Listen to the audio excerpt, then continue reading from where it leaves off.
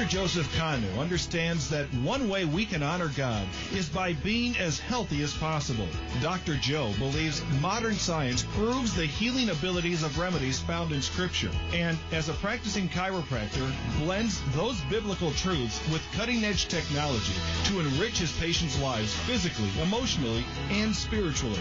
Welcome to Simple Truths for Healthy Living with Dr. Joseph Kanu. Listen for the next 30 minutes as Dr. Joe shares tips to help you live the healthy life God intends for you. To be a part of the show, call 313-838-1035. That's 313-838-1035. And now your host, Dr. Joe.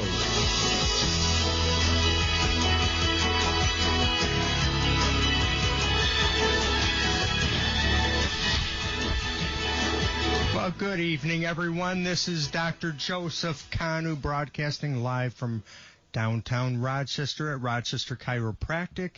And we have a wonderful guest with us tonight who is dedicated to being with me every Wednesday to help me out.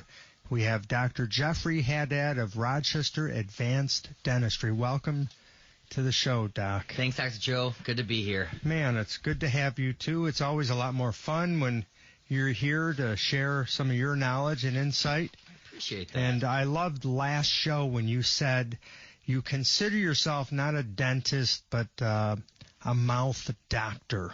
It's a true. Mouth doctor. I think that, unfortunately, a lot of dentists, and myself included, you're kind of taught in dental school to be more of a tooth mechanic, and fix things. A mechanic. Fix things when they're broken, be more reactive, and I just believe you need to be more proactive, be preventative, and there's a lot of things that are happening in somebody's mouths that even though they're not hurting, there's going to be problems, and I at least need to educate my patients. Whether they want to do something about it at this time or not, that's up to them, but it's interesting when when you bring these issues to people's, to their attention, they're thankful for it.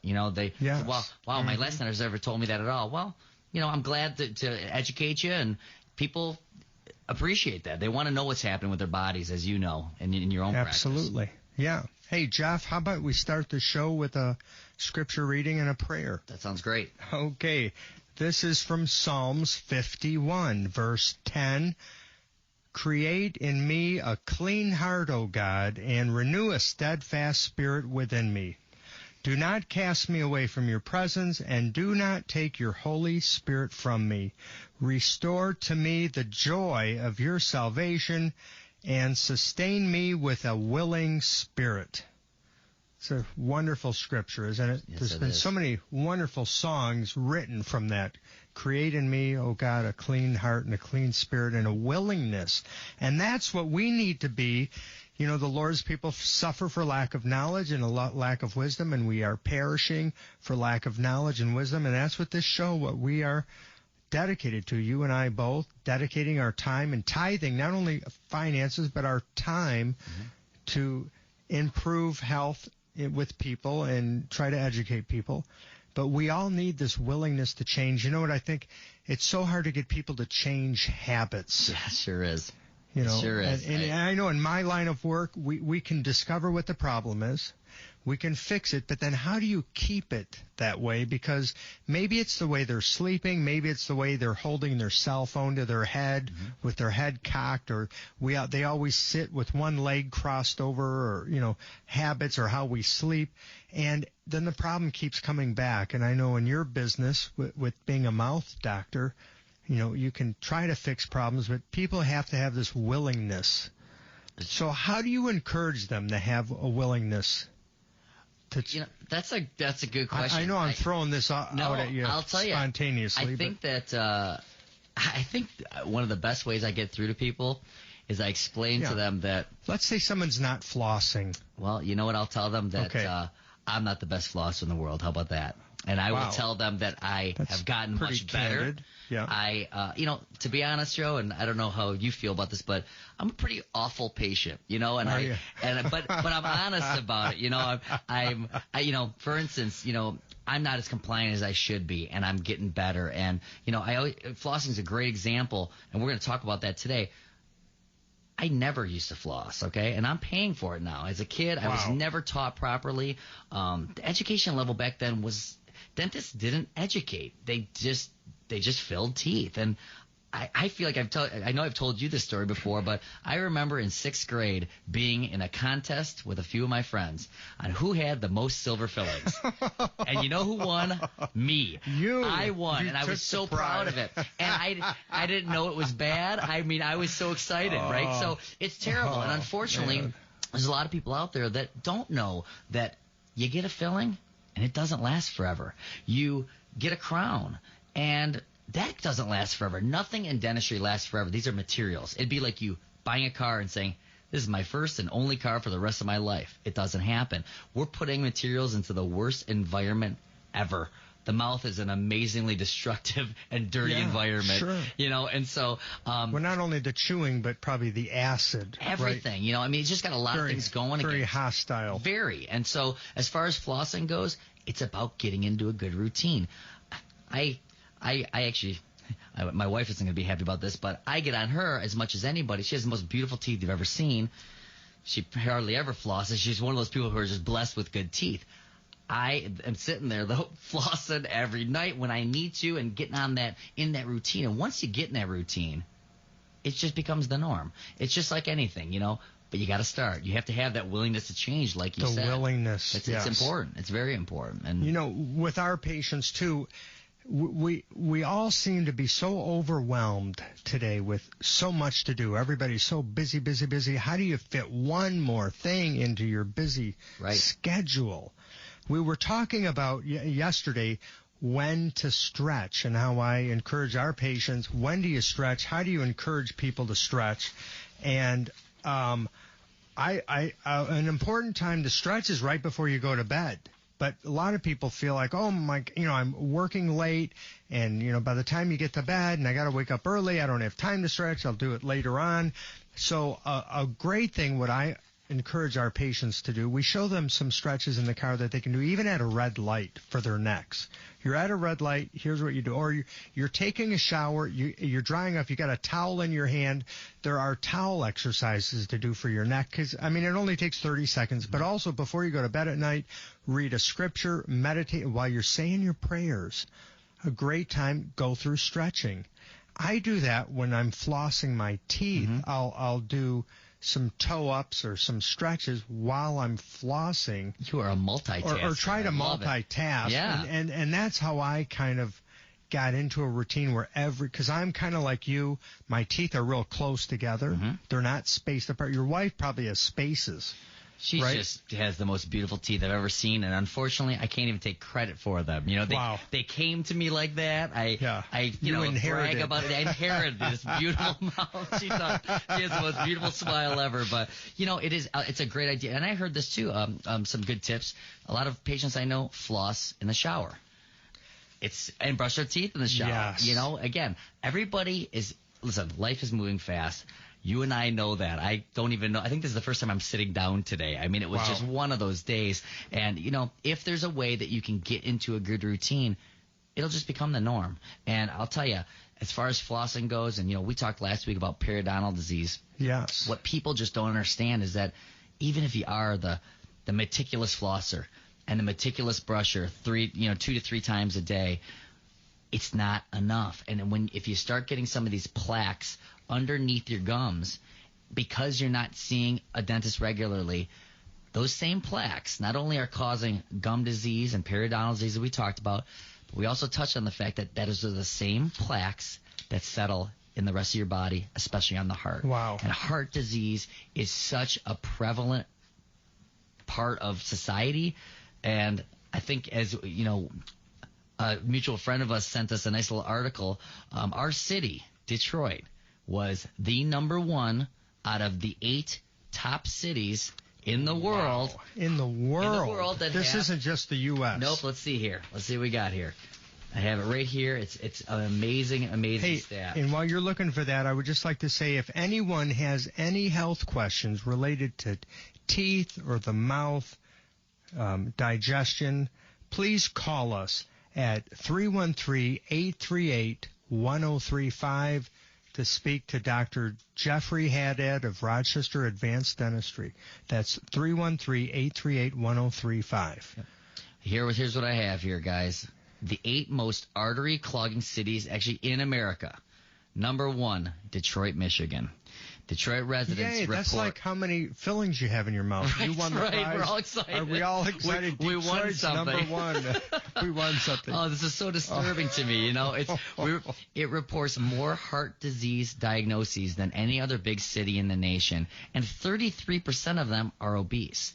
And it's just, back to nutrition and back to how sad it is. And it's so unfortunate because a lot of this, I'll talk just from a dental point of view, and I know that you'll be able to talk more from the nutritional standpoint. Just being able to chew your food, just being able to enjoy your food without teeth hurting, being able to properly function because you have the same number of teeth you did when you were born. Yes. This is all things that help you eat the proper things. And if you're not, it leads to problems like this. And so it's a never-ending problem. And, I deal with it on my end, and there's only so much I can do, of course, but it's a start. And if you can't enjoy your food, if you're having problems with any teeth, please find a good dentist in your area. If you're in our area, I would love to help you. If you want to educate yourselves a little bit about some of these processes that we're talking about, you can go to our website at rochesteradvanceddentistry.com. There's all kinds of information there, but I just feel like a lot of people are assuming that everything's fine in their mouths because nothing's really hurting. No symptoms. No symptoms. We're talking about silent killers here. Periodontal disease is a silent killer. Yes. And the association it has with heart disease and diabetes and blood pressure, it isn't just happening in your mouth. It's affecting your entire body. Huh. Hey, Jeff, can we go to a caller? We have a dear caller, Carla. Sure. Hi, Carla. You're on the air. Hi, doctors. How you doing? Hey, wonderful. Hi, Carla. Good evening. What can we do for you today? I have a periodontal disease question. Is periodontal disease contagious? Like if you kiss somebody with periodontal disease, can you catch it? And Wow, if so, what a great question. That is a great question. And there have been some studies that actually say, yes, you can pass bacteria that is between two people. Now, periodontal disease, the article that I'm thinking of actually talked more about dental caries, which is decay, passing it from a mother to a child, okay, from saliva. I'll tell you, that is something that they've talked about, and it's bacteria. It's a problem. And I wouldn't, we're not talking about the flu here by any means, no. But, this is bacteria just like anything else. I would have to think it's bacteria, that it could be transferred. Absolutely. Carla, I never thought that it could be transferred. It's a great Never question. gave it that thought. Mm-hmm. That's an awesome thought. Yeah. In fact, you have prompted me to do a little bit more research on that. I have read about that, and I can't quote anything particularly, but I think that's a great thing. For next show. Absolutely. Next Wednesday. Thank you so much for calling, Carla. Did you have another question? It's associated with that. If it can be transferred, how do we naturally disinfect our spoons and stuff? Do you have a natural way to disinfect the spoons and stuff besides boiling water? Let me ask you this: are we talking about you, or are you talking about a loved one? I'm talking about people in general. I mean, because we're eating off these spoons and stuff that haven't been sanitized. After we wash our dishes, that doesn't mean that the bacteria is gone after we rinse it. Well, that's right. It's a good point. We use dish detergent unless we use some boiling water to rinse it with, or with a little chlorine or something. But I wanted to know if there's a natural way to do it besides using the chlorine or the boiling water, because that can be kind of like tedious. Yeah, well, I think that, first and foremost, I guess we'll start with the fact that if you have periodontal disease, if somebody in your family or loved one or things of that nature have it, first of all, get it treated. This is something that can be easily treated and under control. And then secondly, honestly, any type of disinfectant is going to take care of bacteria. Soap is there for a reason, to a point where we actually make certain recipes in our office when we have patients that have some either periodontal disease or other type of issues. And one of the as gross as it sounds, one of the best things that will combat that is putting a little soft soap in your water pick. Soap is chlorhexidine. It is as powerful as anything. It'll pretty much kill anything you can think of. So as far as natural goes, I can't help you there. But if you stick with your normal soap and things like that, that's a pretty good start. Well, we've talked about on the show, lemon has limonene, which is bactericidal, and also the clove powder kills viruses, parasites, bacteria, and cinnamon, but clove is probably the best. You know what also, too, Carla? Thyme oil. You can buy thyme oil and add that to your dishwater soap. That's a natural, if you want to do a natural, That's good. Because it doesn't kill the good flora, the good bacteria in your mouth and in your stomach. Isn't that amazing? Yeah. Neither does clove or cinnamon. Yeah, make sure you do more research on that contagiousness. Because as mamas, we like to kiss our babies, Well, yes. I appreciate it. Carla, that's a great question, and you gave me some homework. Yes, I appreciate that. You got homework. Next Wednesday, you're going to have the answer. Way to go, Carla. Hey, thank you so much for calling. Have a blessed night. Very All right. good. Very so good. Anyway, so how important then in the periodontal disease is flossing? I mean, you talked about brushing. Flossing is the key to all this, and unfortunately, that's the hardest thing for people to do because it's not part of the norm. You can't do it as fast as you can, use your toothbrush. But what people don't realize is that, honestly, if you took 30 seconds, it really takes 30 seconds to get through your whole mouth flossing. I mean, it's really? It's that fast? Oh, yeah. I mean, it's not like you have to. I spend like a couple minutes. I just thought you like are a massage. You're like I do it like you said in the shower. Yeah. If I'm in the shower, in the wintertime, you got the hot water going. It is floss, brush. And again, how easy is it? I mean, it becomes the norm. And just so people know too, you don't have to floss every time you brush. It's only once a day at night. That's it. So before you go to bed, spare 5 minutes, And we talked about this before. You start flossing today, you will add up to 6 years to your life. Wow. I mean, that's it. It's as simple as that. That's great. And it is the key to all this because, unfortunately, people who don't floss regularly, that's where they get those plaques underneath the gums. At that point, it's too late. That turns into calculus, also called tartar. Once that's there, there's nothing that a person can do to get that out of there without a professional intervention. They need to go to their dentist and have hopefully a normal cleaning. But if you let things get too far past that point of health, they need to go into a more deep cleaning, which you don't want to put yourself in that situation. Keep on top of your things. And believe me, back to talking earlier how life moves fast.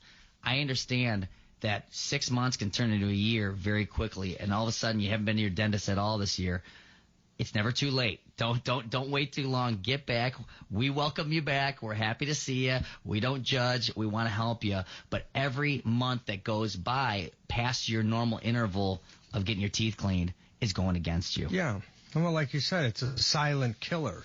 And I love what you were talking about with the periodontal disease causing so many other diseases, such as, pregnancy, right? Well, yeah. Well, I wouldn't consider pregnancy as a disease exactly, but no. But I mean, if you have periodontal disease and you're pregnant, absolutely. What was the stat last week? 1 in 7. 1 in 7 of pregnant mothers, babies with gum disease are born normal size. Only 1 out of 7. Wow. So if you took 7 pregnant women with periodontal disease, only 1 will have a normal sized child. Mm-hmm. That's serious. It is. I've never heard that stat. What happens, Joe, honestly, and I probably say in the last 5 years, we've all gotten smarter, more technology, more studies. The connection between dental and medical is vast. I mean, they just keep coming up with new information and data that shows it used to be just associations. We say, well, maybe it causes this, maybe it could have play a role. It is direct cause and effect periodontal Who's disease, doing heart these disease. studies, Dr. Jeez, Haddad? I mean, the Mayo Clinic, Harvard, the American Academy for Oral Systemic Health. I mean, all the big operations you would think that are doing the true data collecting, reputable institutions are finding all this information out, and it's amazing, and it's exciting for me as a dentist, and I know that you as a chiropractor, we're the lowly doctors on the totem pole, unfortunately. You know, there's other physicians out there that are considered quote unquote true doctors. Well, you and I both know that we play our role in our realm of medicine, and it seems as though our role is becoming larger and more connected to the medical profession. You know, I have very strong connections and correlations and associations with a lot of physicians in the area. They help me do what I need to do, helping my patients, and vice versa. And it's nice. It's nice to have that networking. I mean, I know you and I have a great relationship. I mean, how many patients have we helped together? Together. And it's a great thing. I can't do everything. You can't do everything. Well, whether but it's together, sleep apnea or TMJ problems. Right. Or, right. you wouldn't think sleep apnea. That's new to me. I should have been referring our sleep apnea patients to you long ago. Only the last year have I been realizing the dentistry issue. It's with that, and I'm glad I'm ashamed to say it. I thought I was cutting edge. Just last year, I'm finally educated to know that you're going to help sleep apnea. So I know I'm putting you on the spot here, but sleep apnea. What are the problems with that? Well, health issues, and why? I think that's actually a good. This goes hand in hand too. You know, we're talking about effects on the heart, right? We're talking about periodontal disease and how these plaques that are built up in the mouth settle on the heart, causing heart disease. Right. It filters from the mouth, it goes into the body, into the system, settles on kidneys, heart valves, sure, all the valves of the body. You got it. Now, sleep apnea has such a direct effect on the heart, and you ask why? Well, for those of you who don't know what sleep apnea is, it's literally stopping breathing in your sleep, sometimes up to a couple minutes. You are depleting your heart and brain of oxygen. The layman knows that can't be good. That can't be good. That happening repeated times during the night, over repeated days, over years and years, that stress on your heart is no match for your heart can't take it.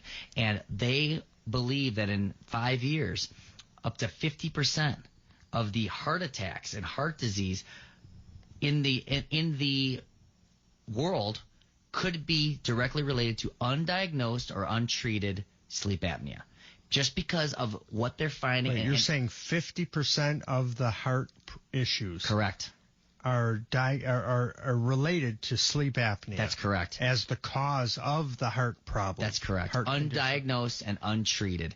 And it happens every single day. These healthy people. Well, I wonder how much the periodontal disease, you said like 80% of the people, 78% have periodontal disease. That's correct. Okay. I wonder what percentage of the people that go to the dentist regularly still have it. We will know. I mean, we will know every day. More and more information is coming out, and I guess when it comes down to periodontal disease, that's a very controllable thing, just like sleep apnea.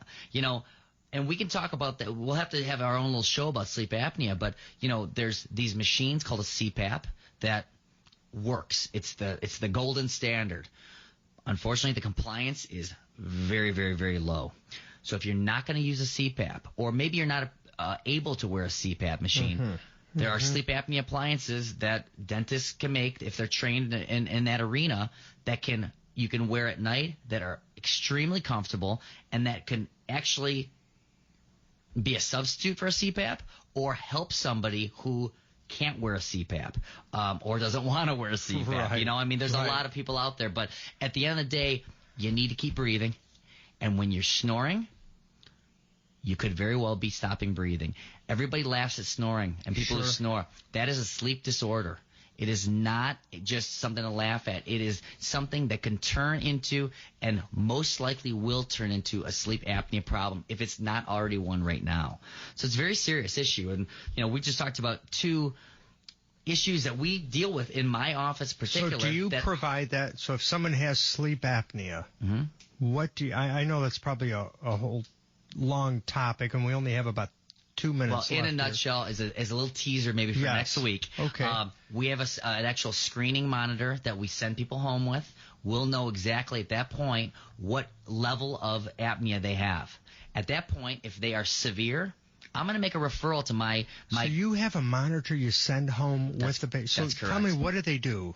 They have to put their head in a... Oh, no, they just put a little nasal cannula, and very non-invasive, a little thing on their finger, and there's a little computerized monitor. That's it. It's I've taken it home many times because I test all my equipment out. So it is not a problem, and very, very comfortable for people to use. And so there's your teaser, Dr. Joe. Wow. We'll talk more about that next week. That's an awesome machine. So what is the name of the machine, though? It's called an Apnea Link. An Apnea Link. Yep, and it's just a screener. It's not as accurate as a true sleep study, but it gives us some information to know if it's proper for them to be in my office or if I need to send them to a sleep physician, which we have some very good relationships with in town. Wow. That's tremendous that it's that simple. They put these two little things just at the opening of the nostrils. Yep, correct. And, you know, again, back to my website, there's exact pictures of everything there. Please feel free to go there, RochesterAdvancedDentistry.com. Or if you'd like to call our office, we do consultations for people who are maybe worried about sleep apnea. It's 248-656-2020. Hey, Jeff, you know the periodontal disease, I'm always interested, like we were saying about the sleep apnea. You're not breathing, you're not getting oxygen to the heart, to the lungs, to the tissue, to the brain. And over time, that's like taking hits. And then you have cellular avascular necrosis but also periodontal disease, you talked about. So just to recap, that the renal, the calculi buildup will settle on all the valves. Yeah, absolutely. Right? Of the sphincter of your stomach, from the heart valves, from your kidneys, probably clogs the loop of Henle, causing, not only kidney problems, but also diabetes, right? High blood pressure. Blood pressure, hardening of the arteries, plaquing. So anything in the mouth is in your body. It's not. It's all connected. That's a good one. If it's in your mouth, it's in your body. Yeah, people forget that. Hey, so we have run out of time for this show. Next show, we'd love to do the sleep apnea. I think that'll be a good one. If anyone has any suggestions for Dr. Haddad, you can contact us on our website, simpletruthsforhealthyliving.com, simpletruthsforhealthyliving.com. There's a link to his website, Rochester Advanced Dentistry, and you could just blog us and give us some ideas of what topics or questions that you have. And I want to tell you that whatever we eat or drink or do all things to the glory of God. Have a wonderful evening. God bless you, and we'll see you next week. You've been listening to Simple Truths for Healthy Living with Dr. Joseph Kanu. If you'd like to talk with Dr. Joe, call 248-656-1011. That's 248-656-1011. And tune in again Monday through Friday from 10:30 to 11 for another edition of Simple Truths for Healthy Living with Dr. Joseph Kanu. The content on this program is for sharing general information purposes only. It is subject to change with ongoing research. It is not meant to diagnose, treat, prevent, or cure anything. Dr. Kanu encourages you to make your own healthcare decisions based upon your own research and in partnership with a qualified healthcare professional of your choice.